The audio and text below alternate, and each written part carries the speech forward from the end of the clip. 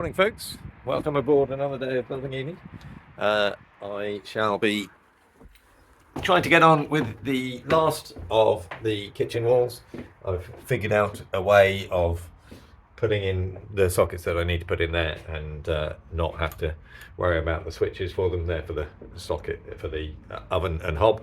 And then I shall put in the lower walls there and in the bathroom, and after that we will see what happens. I'm not sure. All right. In the first instance, I just put the oven cabinet in place so that I could get a sense of where the flex outlets for the oven and hob needed to come out. Obviously under the counter, and to the right of the devices themselves. And then I noticed that I needed one for the fridge as well. I've got 240 volt for the fridge there, but there's also a 24 volt for the fridge. Then making another socket hole joke. This is just exactly the same as the last one since it worked so well. Just a couple of bits of scrap, and it's brilliant. So heartily recommend these if you're doing anything similar. To me, this seems to work much better than drilling holes in the corners and then using a jigsaw. But I guess each their own. But for me, this is working very well.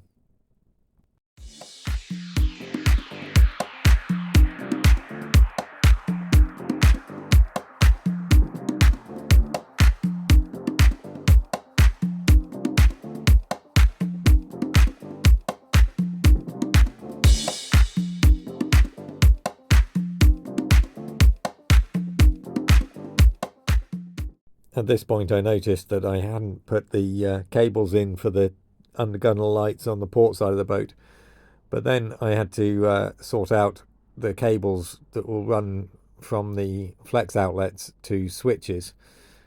My plan is to put them on sort of the bulkhead wall, which means I've got some longer flexes to put in, but that's fine. It means that I don't have to cram them in next to the double socket and try and get them under the window or something, which I don't think I've left enough space for, so that's why I'm doing this.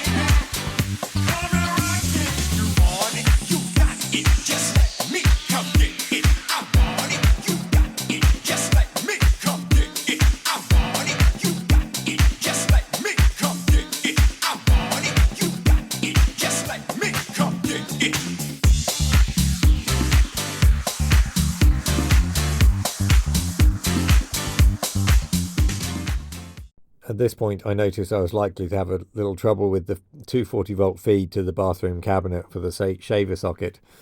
I considered the idea of a little set of Wagos in one of the Wago junction boxes, but I seem to have lost the footage of that. I don't know why. I tried to hide it in various places. It didn't really work. So I figured if I could fit 3 cables into the back of this socket, then that would alleviate the need for an actual sort of junction itself.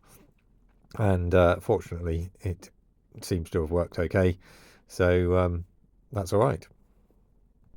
Oh, and another request for help. If anybody knows of a tool that is ideal for cutting the outer insulation of flex, then that would be really helpful, because using a knife is all very well, but you have to be really careful to avoid nicking the insulation on any of the inner cores themselves. So if anybody knows of a tool that would help me do that, or a particular technique, then feel free to let me know in the comments. Then in the bathroom, then I noticed that I don't know exactly where this radiator is going. It's because I'm going to try and fit a larger basin in than I had originally planned. And so as a result of that, then I don't know exactly where the radiator goes. And that means that I don't know where the support needs to be for it. So I'm going to fit a very large support behind the wall for it, so that it can go pretty much wherever I want, which in turn makes this a temporary fixing of the wall.